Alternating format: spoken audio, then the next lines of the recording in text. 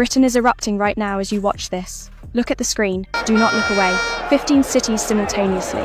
Hotels under siege. Regime enforcers in riot gear. Fire. Chaos. Smoke rising over the skylines of towns that used to be peaceful. This is not isolated unrest. This is not a few far-right thugs as the BBC wants you to believe. This is a national uprising. From the streets of Bristol to the docks of Liverpool, from the suburbs of Manchester to the heart of Newcastle, from Leeds to Cardiff, the scenes are identical. Glass shattering, sirens wailing, communities pushing back against a system that has ignored them for too long. And the man responsible, the man who created this powder keg and lit the match, sits in Downing Street pretending it is not his fault.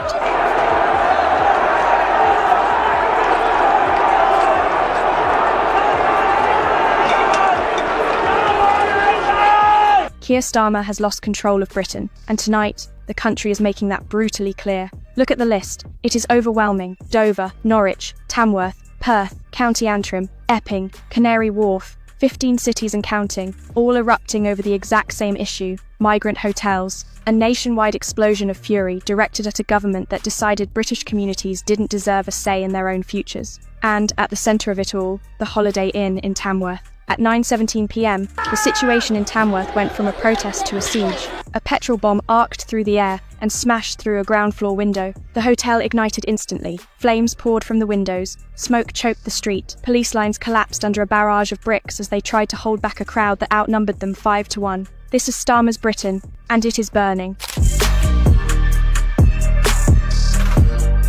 To understand the sheer scale of this, you have to look at the numbers. 32,000. That is the number of migrants currently housed in 210 hotels across the United Kingdom. These are not temporary accommodations. These are not emergency shelters for a few weeks. These are permanent residences. And here is the statistic that is driving people onto the streets.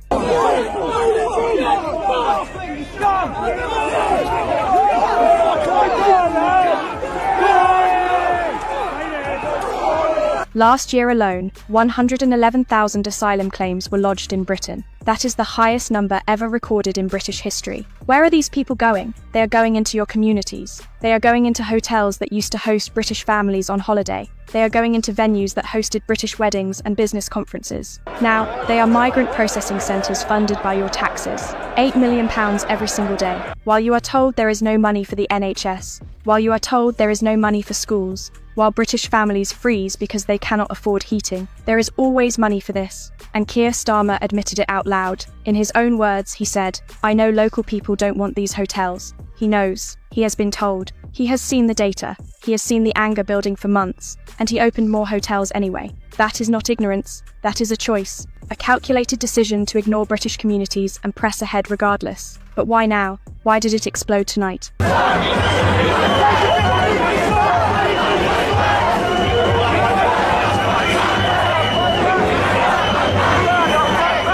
Because the warning signs were flashing red for anyone willing to look. It started in Epping, a quiet town in Essex, the kind of place that doesn't make headlines until it has to. An Ethiopian migrant, housed in a local hotel under Starmer's emergency accommodation scheme, was charged with sexually assaulting a 14-year-old British girl. 14 years old. The town erupted, not with violence at first, but with questions. Why was this man here? Why weren't the locals told? Why are they forced to accept this? The government's answer was silence. So the protests began, small at first, a few dozen locals outside the hotel, then hundreds.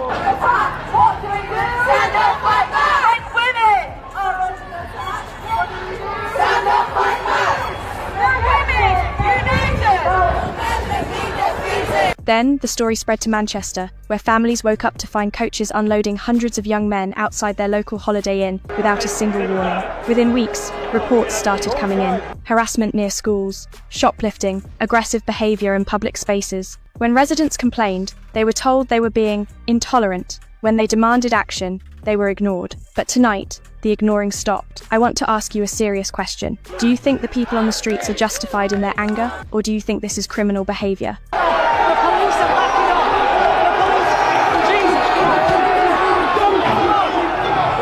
Comment justified or criminal below right now. The media has already decided these people are thugs. We want to know if you agree. The fire in Tamworth became a symbol, but the government's reaction to it was even more revealing. Instead of asking why a community would burn down a hotel in their own town, Keir Starmer decided to silence them. Within 48 hours of the fire, the crackdown began. But it wasn't directed at the gangs shoplifting from local stores. It wasn't directed at the illegal arrivals. It was directed at you. We are witnessing the most aggressive campaign of state censorship in British history. Starmer's office began pressuring social media companies to remove content related to the protests. Not illegal content, not incitement to violence, but ordinary British people sharing videos of what was actually happening on their streets. Facebook groups discussing the hotel locations were shut down. Twitter accounts posting footage of the riots were suspended. Even local news reports were flagged for removal. The official justification? Preventing misinformation. The real reason? Fear.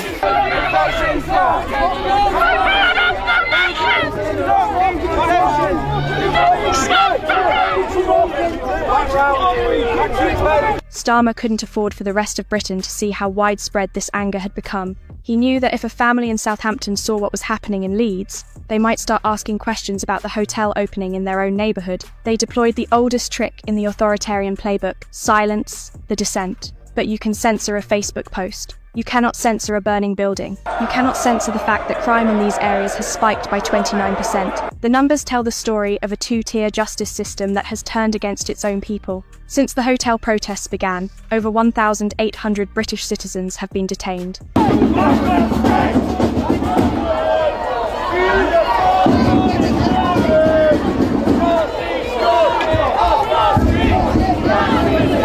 1,800. Many were not arrested for violence. They were arrested for being present, for shouting, for standing on a pavement in their own town. Now, compare that to the other number. In the same time frame, how many illegal migrants, people who broke our laws to enter this country, have been deported? Less than 300. Read that again. 1,800 citizens arrested for protesting, 300 illegal arrivals removed. If you are a British taxpayer angry that your community has been changed without your consent, you get a prison cell. If you are an illegal migrant who crossed the channel yesterday, you get a hotel room and 3 meals a day. That is the reality of Starmer's Britain. Now, a shocking case of a sexual exploitation has rocked West London, where a 14-year-old Sikh girl was allegedly abducted and raped by a Pakistani grooming gang. The mainstream media is terrified of this data. They want this channel shut down because we are showing you the numbers they hide. If you want to see the uncensored truth that the BBC refuses to broadcast, you need to support us. Subscribe to this channel right now.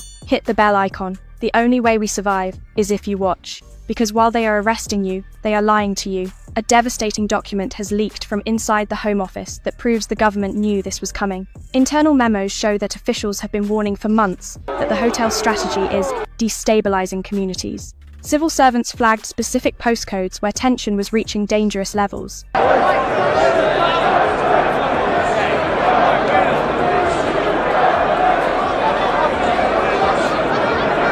They warned ministers that placing hundreds of unvetted men in family-friendly areas was a security risk. The recommendation was clear: immediate reassessment of high-risk areas. But the recommendation was ignored. Why? Because closing the hotels would mean admitting the policy failed. It would mean admitting that the Stop the Boat slogan was a lie.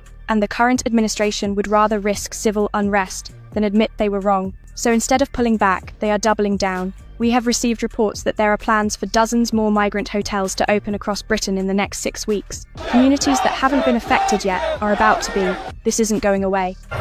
Tonight, more than 100,000 people joining a far-right protest in the heart of London. Organisers say the demonstrations, dubbed Unite the Kingdom, the government believes that if they arrest enough people and ban enough Twitter accounts, the anger will vanish. They are wrong. They are creating a situation where dialogue is impossible. When you criminalise dissent, you make resistance the only option left. The people of Tamworth, Bristol and Manchester didn't start this fire. The government did, and now they are pouring petrol on it. This isn't just about hotels anymore. It never was. The fire in Tamworth, the siege in Bristol, the uprising in 15 different cities, these are just symptoms of a much deadlier disease. We are witnessing the total collapse of the social contract. That invisible agreement that holds a nation together, the idea that if you work hard, pay your taxes, and obey the law, the state will protect you, has been torn up. And it wasn't torn up by the people on the street, it was torn up by the people in Westminster. When a government forces policies on a population without their consent, when it prioritises illegal arrivals over its own lawful citizens, when it spends £8 million a day on people who broke into the country. In a week of disorder, these some of the starkest scenes yet. A hotel housing asylum seekers, targeted by rioters. While telling British pensioners they must freeze in the winter, that contract is void. And once it is broken, you cannot put it back together with press releases. You cannot fix it with hate crime legislation. And you certainly cannot fix it by arresting the people who are pointing out the betrayal. Keir Starmer knows this. His cabinet knows this. That is why the response has been so revealing. They are not trying to solve the crisis. They are trying to manage the decline. They are treating the British public not as citizens to be served, but as a problem to be controlled. Look at the trajectory we are on. This is not the end of the unrest. It is the opening chapter. Right now, as we speak, the Home Office is scouting new locations. They are looking at your town halls. They are looking at your community centres. They are looking at disused military bases. The plan is not to stop the boats. The plan is to normalise them.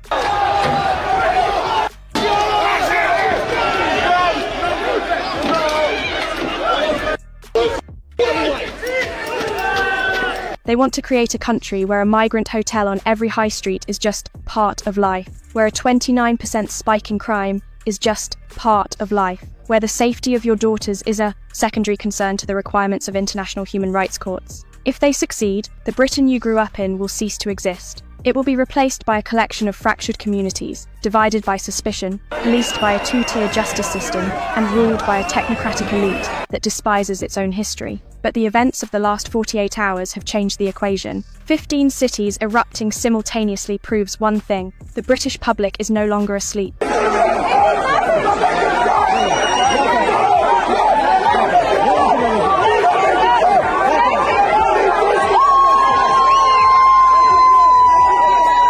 The censorship failed, the threats failed, the arrests failed. They tried to label you far right. They tried to call you thugs. They tried to shame you into silence. But when a petrol bomb hits a hotel in Tamworth and the footage is seen by millions before the censors can delete it, the narrative crumbles. The government is terrified because they know they are outnumbered. There are 32,000 migrants in hotels, but there are 67 million British citizens. If even 1% of the population decides they have had enough, if just a fraction of the people watching this video decide to stand up, the regime in Downing Street collapses. That is the math that keeps Keir Starmer awake at night. The question is no longer, will there be more protests?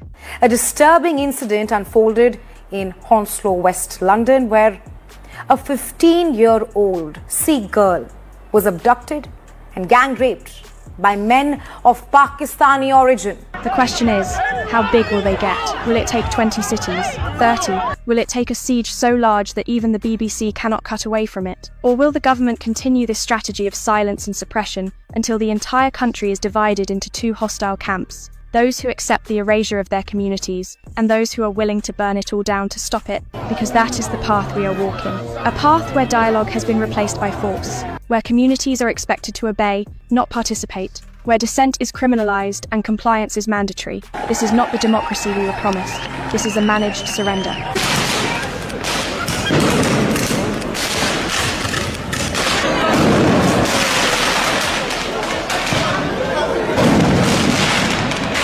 A Britain where 15 cities can erupt and the Prime Minister's only response is to ban Twitter accounts. A Britain where veterans sleep in doorways while new arrivals get room service. A Britain where a 14-year-old girl's assault in Epping is treated as an inconvenience to the narrative rather than a national tragedy. This is what happens when a government stops serving its people and starts managing them like livestock. The protests will continue, the hotels will keep opening, the anger will keep building, and at some point, something will break. The only question left is what breaks first: Keir Starmer's grip on power, or the social fabric of the nation he is supposed to be leading. You are the only variable left in this equation. The media has picked their side, the politicians have picked their side, the police command has picked their side.